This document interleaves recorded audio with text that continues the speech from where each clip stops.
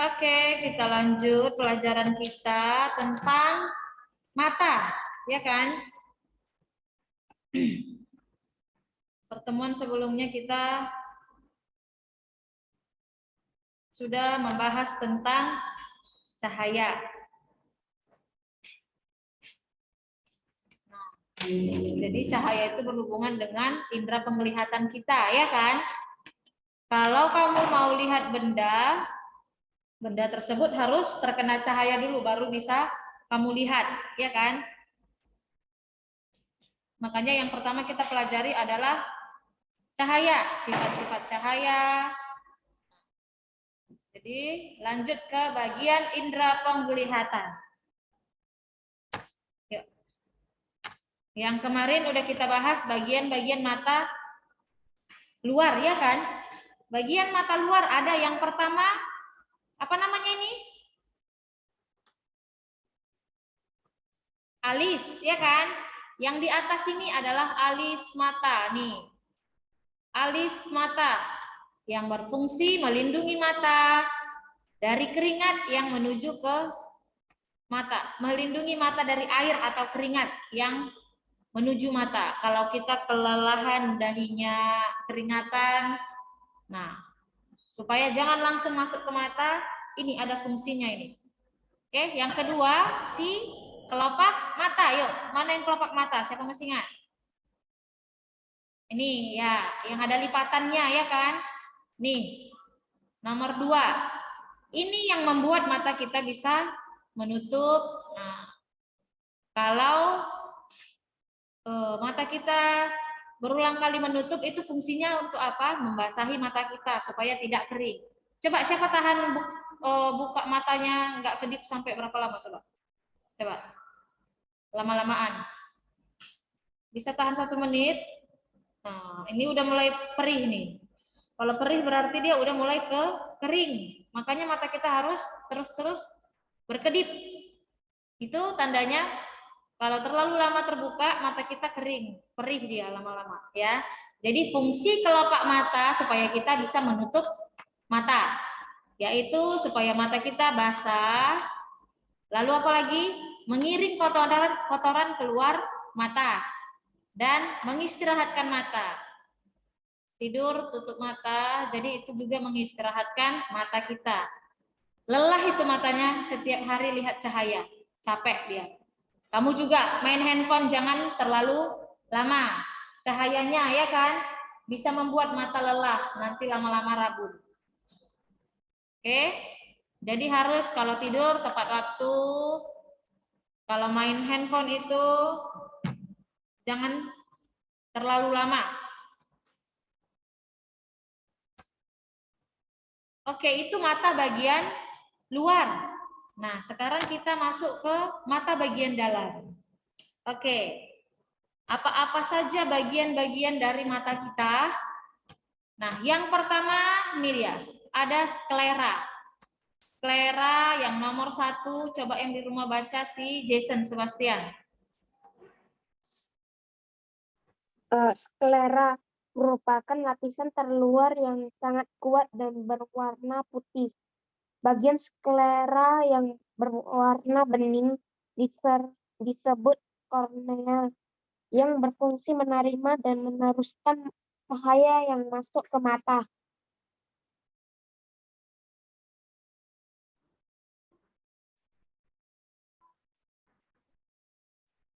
Oke, thank you.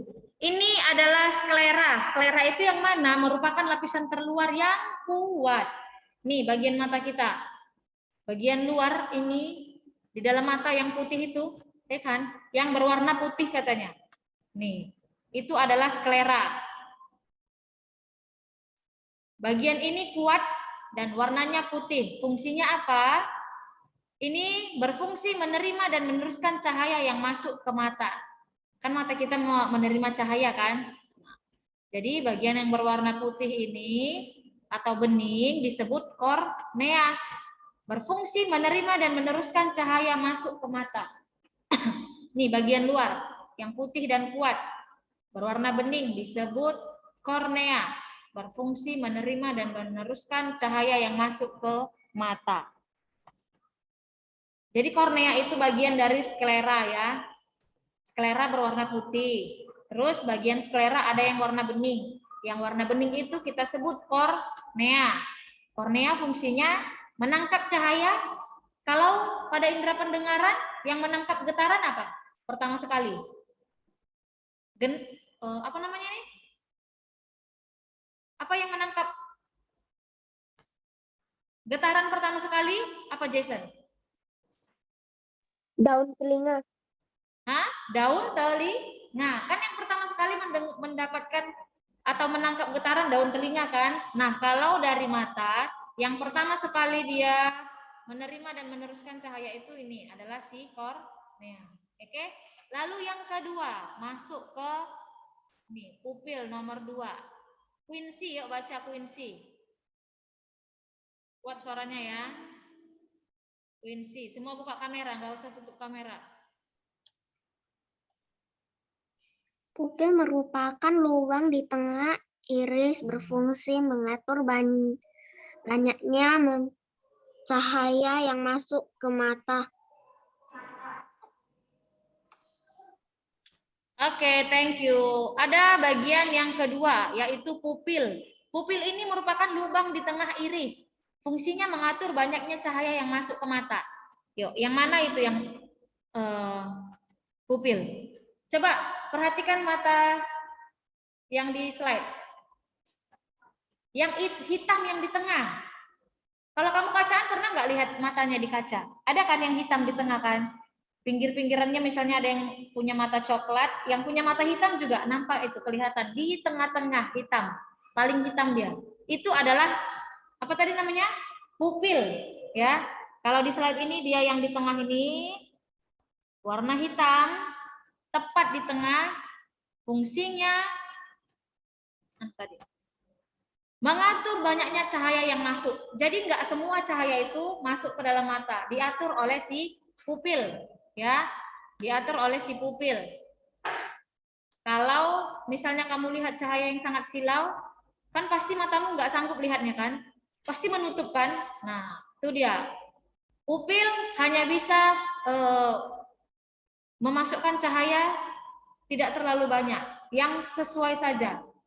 Itu fungsinya, mengatur banyaknya cahaya yang masuk ke mata. Lanjut yang nomor 3, ada bagian nih iris. Yang ketiga yang dulu nggak siapa mau baca? Jovelyn, iris.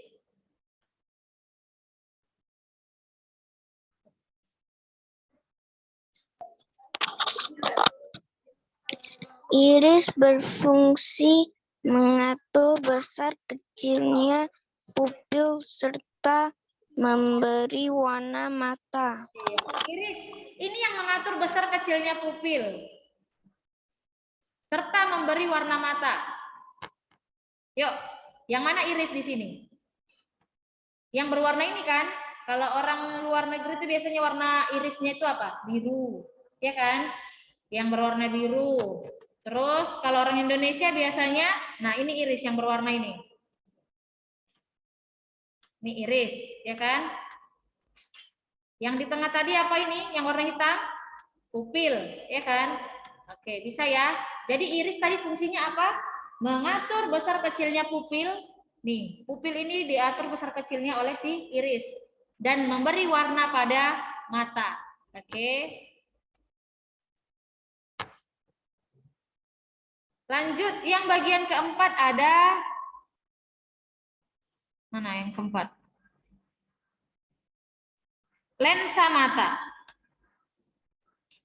Yuk, Christopher baca nomor 4. Lensa mata berbentuk cembung dan bening, serta terletak di belakang iris. Lensa mata berfungsi untuk meneruskan dan memfokuskan cahaya agar jatuh tepat di retina. Oke. Lensa mata kita ini berfungsi untuk apa?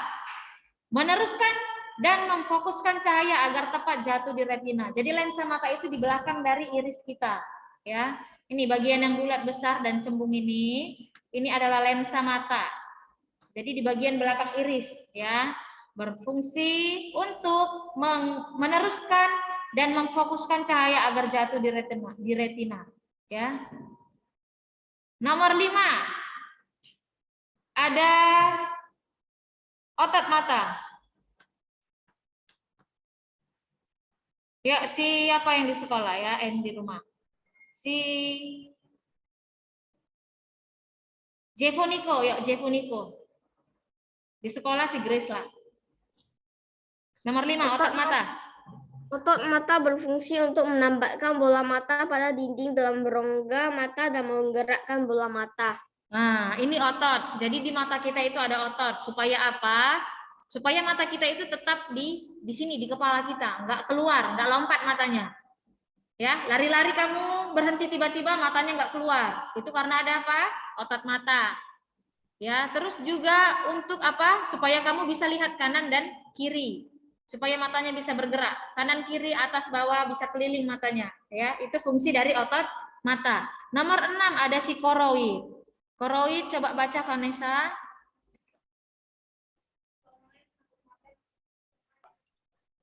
Koroid merupakan lapisan tengah yang mengandung banyak pembuluh darah. Oke, ini koroid yang di tengah-tengah. Lapisan tengah. Mata kita ini seperti bola, ya kan? Nah, ingat bagian luarnya apa-apa saja dan bagian tengah yang banyak mengandung lapisan darah itu disebut koroid. Yang ketujuh ada retina. Leonard, yuk baca retina Leonard. Retina merupakan lapisan terdalam bola mata yang mengandung sel-sel penglihatan. Bagian retina yang sangat peka terhadap cahaya disebut bintik kuning, sedangkan bagian yang tidak peka terhadap cahaya disebut bintik buta.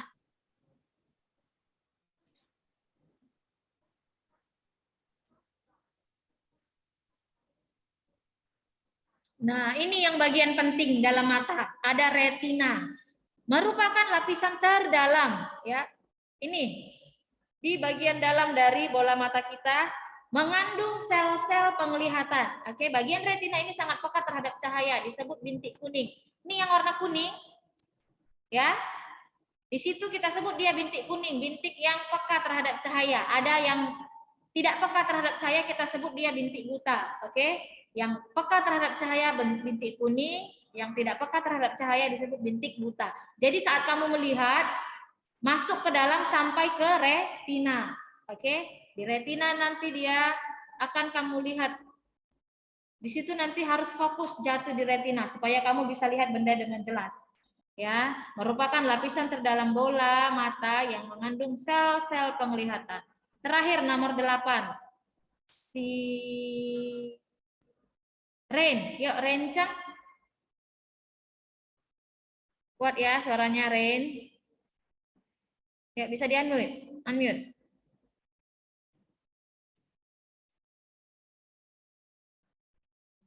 Nggak bisa. Kenapa, Ren? Yuk, Talia. Nomor 8, saraf mata, yuk.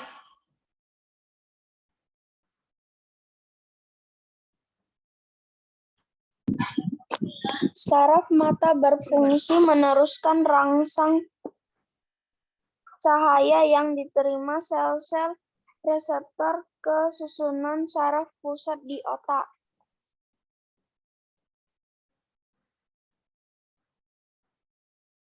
Nah, yang terakhir saraf. Kalau saraf ini dia berhubungan ke otak, oke? Berfungsi meneruskan rangsangan cahaya yang diterima sel-sel reseptor ke susunan saraf pusat otak. Supaya kamu bisa tahu apa itu yang kamu lihat. Dikirim ke otak. Oke? Jadi ayo terakhir kali. Apa-apa saja bagian dalam mata? Ada 8 ya kan? Yang pertama adalah sklera. Ya kan? Yuk sama-sama dulu. Pertama sklera, yang kedua pupil, yang ketiga ada iris, yang keempat ada lensa mata, kelima ada otot mata, Keenam koroid, ketujuh retina, kedelapan saraf mata, ya. Dari luar sampai ke dalam, yang paling terdalam adalah saraf mata, ya. Bisa ya, nanti kamu baca-baca lagi bagian-bagiannya juga fungsi-fungsinya. Lihat ke proses melihat. Proses melihat, kamu lihat benda yang sudah terkena cahaya, nanti pantulan cahayanya masuk ke mata kamu. Oke? Nah, lihat di sini bendanya nanti akan terbalik di mata kamu. Terbalik dia nanti. Lalu sampailah dia dihantarkan oleh saraf ke otak, nanti kamu baru bisa pahami itu benda apa yang kamu lihat. Oke, kita lihat proses melihatnya. Ada tahapannya 1, 2, 3, 4, dan 5. Ya, tahap pertama dari benda, yang kedua, ketiga, keempat, dan kelima. Yuk baca si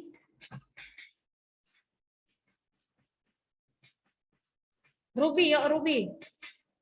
Kita yang satu, proses melihat. Kita dapat melihat benda jika ada cahaya. Lanjut. Dua, cahaya pantul dari benda masuk ke mata melalui pupil. 3. Cahaya tersebut dibiaskan oleh lensa mata menuju retina. Lensa mata mencembung atau memipih agar bayangan jatuh tepat di retina. Bayangan yang jatuh di retina menjadi terbalik. 4. Bayangan yang ditangkap retina kemudian dikirim ke otak. 5. Otak akan menerjemahkan bahwa benda yang kita lihat tidak terbalik. Setelah diolah oleh otak, barulah kita mengetahui benda yang kita lihat. Nah, thank you. Proses melihat yang pertama, kita bisa melihat karena apa? Ingat, harus ada cahaya, ya. Jadi benda ini akan memantulkan cahaya tersebut. Harus dicahayai, dia harus disinari dulu. Lalu yang kedua, cahaya pantul dari benda tadi masuk melalui apa? Pupil, ya kan? Pupil tadi yang mengatur banyaknya cahaya kan? Yang di tengah-tengah itu, yang tengah-tengah hitam. Nah, lalu cahayanya tadi masuk ke pupil. Oke, lalu yang ketiga, cahaya tersebut dibiaskan oleh lensa mata menuju retina. Ini dia. Jadi cahayanya tadi masuk, pupil yang di tengah ya, nih. Yang masuk ke dalam itu disesuaikan oleh pupil. Nanti masuk ke dalam dan dibiaskan ke retina. Yang dikatakan tadi bagian penting dari mata adalah bagian belakangnya itu, retina. Ada bintik kuning yang peka terhadap cahaya, ya, sampai dia ke sini, ke retina. Retina yang bagian belakang.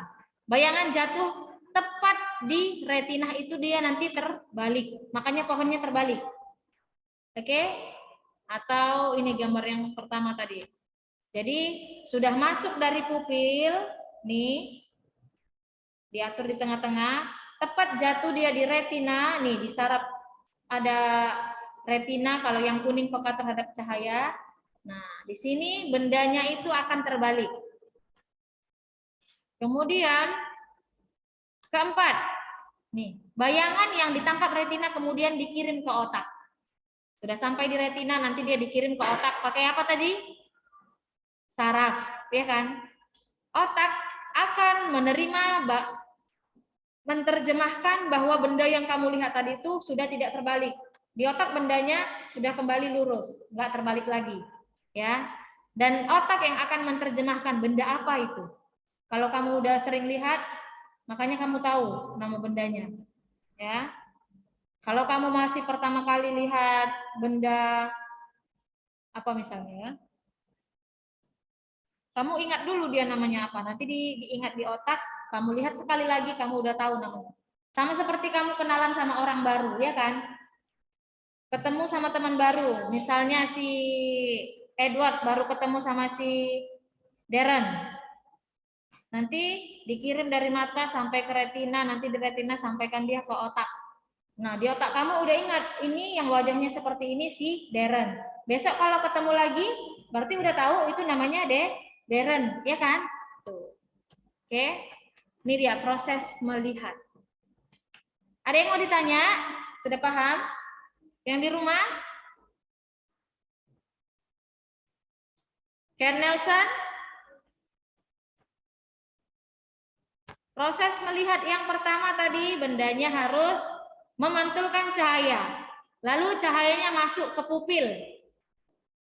Nih, kalau buatkan yang ini.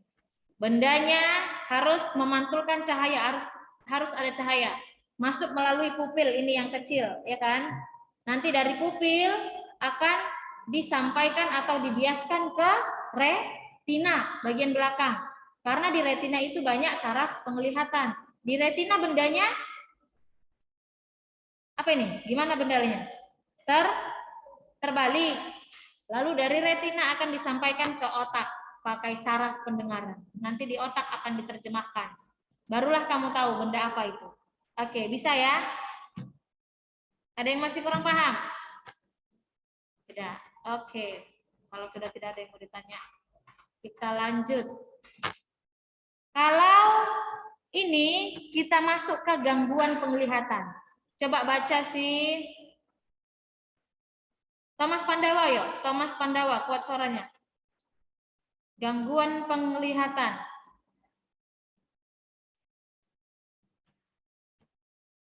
Yuk, Thomas. Di unmute.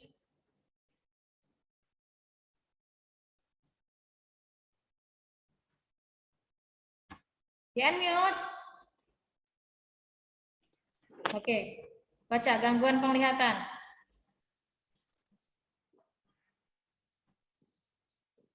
Gangguan penglihatan. Rabun jauh. Ketidakmampuan mata untuk melihat dengan jelas benda-benda jauh. Kelainan ini dapat diatasi dengan menggunakan lensa cekung.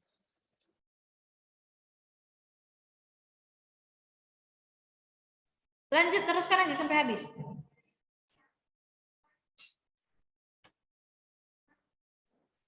Di rabun dekat. Ketidakmampuan mata untuk melihat dengan jelas benda-benda dekat. Kelainan ini dapat diatasi dengan menggunakan lensa cembung.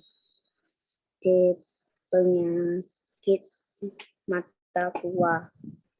Berkurangnya kemampuan penglihatan mata karena usia tua.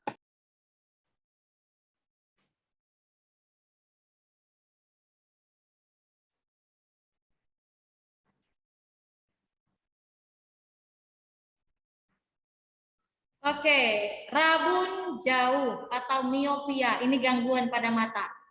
Ketidakmampuan mata untuk melihat dengan jelas benda-benda jauh. Yuk, yang pakai kacamata, rabun apa? Rabun jauh kan? Karena nggak bisa lihat benda yang jauh kan? Kelainan ini dapat diatasi dengan menggunakan lensa cekung. Lalu rabun dekat atau hipermetropia, ketidakmampuan mata melihat benda yang dekat. Nanti bendanya dekat atau kamu baca dekat itu kabur. Biasanya ini pada orang tua, makanya orang tua sering baca jauh-jauh deh. Dijauhkan matanya gitu.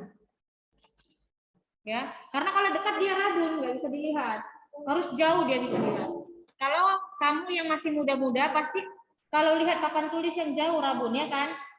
Makanya kamu pakai kacamata. Tuh. Yang terakhir ada penyakit mata tua atau presbiopia.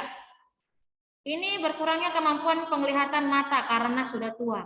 Coba kita lihat dulu gimana dia kalau miopia, rabun. Apa tadi miopia? Rabun? Jauh. Kalau rabun jauh, ayo kembali dulu ke proses melihat. Tadi Miss katakan proses melihat itu cahayanya harus jatuh tepat di retina kan? Kita bilang di sini retina. Yuk, cahayanya jatuh di mana? Di depan kan? Masih di sini dia cahayanya udah jatuh. Maka bendanya itu tidak jatuh tepat di retina. Makanya rabun dia yang kamu lihat. Nih, rabun jauh. Nggak tepat dia jatuh di retina. Makanya kamu nggak bisa lihat dengan jelas. Karena bayangannya jatuh di depan retina. Kalau rabun dekat, bayangannya itu jatuhnya kemana? Ke belakang. Kelewatan dia. Loh, kok kelewatan dia ini ya? Seharusnya kan berhentinya di sini. Tapi dia kelewatan sampai belakang jatuhnya. Nah, ini juga bikin jadi rabun. Ya. Makanya kalau orang yang rambut dekat, bukunya dijauh-jauhkan. Gini, biar bisa lihat dia dengan jelas. Bukunya dijauhkan. Karena apa? Bayangannya jatuh di belakang retina. Kelewatan dia bayangannya di belakang retina. Makanya yang rabun dekat itu membacanya dijauhkan bukunya, ya kan? Tuh, orang tua biasanya. Kalau yang rabun dekat, yang rabun jauh maksud Miss, yang rabun jauh, bayangannya jatuh, belum sampai dia udah jatuh. Ini yang rabun jauh. Makanya kalau yang rabun jauh itu kayak kamu yang rabun lupa bawa kacamata, pasti lari ke depan ya kan lihatnya. Jalan. Apa ini ya? Gitu. Dekati. Supaya tepat jatuh di retina. Oke? Ini dia rabun jauh, rabun dekat. Kalau yang mata tua gimana? Kalau yang mata tua, dia lihat dekat kabur, lihat yang jauh juga kabur. Coba lihat buku kamu. Yang mata tua gimana dia mata tua? Nomor halaman 118. Gangguan penglihatan pada mata. Yang penyakit mata tua. Ya. Benda yang jauh nggak jelas. Nanti benda yang dekat pun tidak terlihat jelas. Kasihan ya kalau yang mata tua kan. Lihat nih. Lihat dari mobilnya. Mobil ada dua di situ mobil kan, mobil yang depan dan juga mobil yang belakang. Kalau dia nanti mau lihat, ini penglihatan dari yang mata tua. Yang benda dekat bisa dilihatnya jelas, tapi nanti yang jauh kabur. Nih, dia nanti saat melihat benda yang jauh terang, benda yang dekatnya malah kabur. Gitu dia mata tua, ya. Seperti gabungan dari miopia dengan hipermetropia. Penglihatan pada benda kabur. Dekat dia kabur, jauh juga dia kabur. Oke? Ada yang mau ditanya? Sudah paham ini tentang gangguan penglihatan? Coba Miss tanya ya. Siapa ini Miss tanya ya?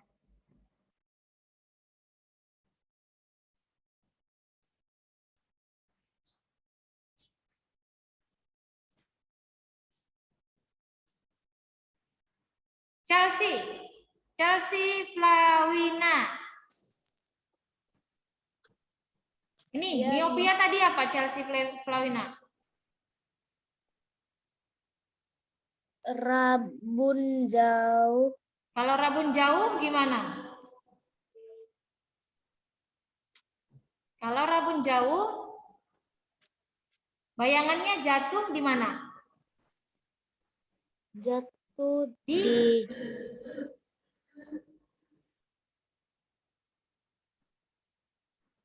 depan ya kan? Nih di depan. Rabun jauh karena bendanya jauh, bayangannya jatuh di depan retina. Retina itu pas di sini dia. Di bagian belakang. Harusnya di sini. Ya, nih retina harusnya di sini jatuh. Kalau rabun jauh jatuhnya di depan retina. Katanya apa? Obatnya bisa pakai lensa apa? Cekung atau cembung? Pakai lensa cekung. Nih, lensa cekung tuh yang seperti ini dia. Supaya bayangannya diteruskan sampai ke belakang. Nah, kalau hipermetropia, bayangannya terlalu belakang jauh. Katanya pakai obat apa? Pakai kacamata, pakai lensa cembung. Kalau cembung bentuknya gimana? Cembung itu bentuknya gini. Nih, kebalikan dari cekung. Kalau cekung, nih, perhatikan garisnya ya. Lensa cekung. Cekung dia gini, ke dalam dia, ya kan? Nih. Tapi kalau yang serabun dekat, pakai lensa cembung. Nih. Supaya bayangannya itu ditarik ke depan. Pakai lensa cembung supaya bayangannya ditarik ke depan, jatuhlah dia tepat di retina. Tapi kalau rabun jauh, pakai lensa cembung supaya bayangannya makin terus ke belakang. Makin lurus dia masuk ke belakang. Ya. Oke, bisa? Kenapa? Hah? Paham. Yang di rumah paham? Jevoniko? Paham. Oke. Waktunya juga sudah habis. Miss absen ya sekali lagi.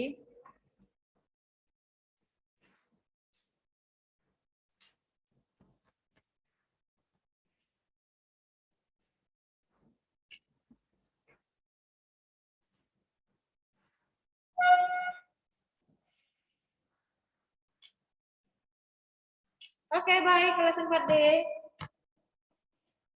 Sampai ketemu hari Sabtu, iya kan? Bye-bye.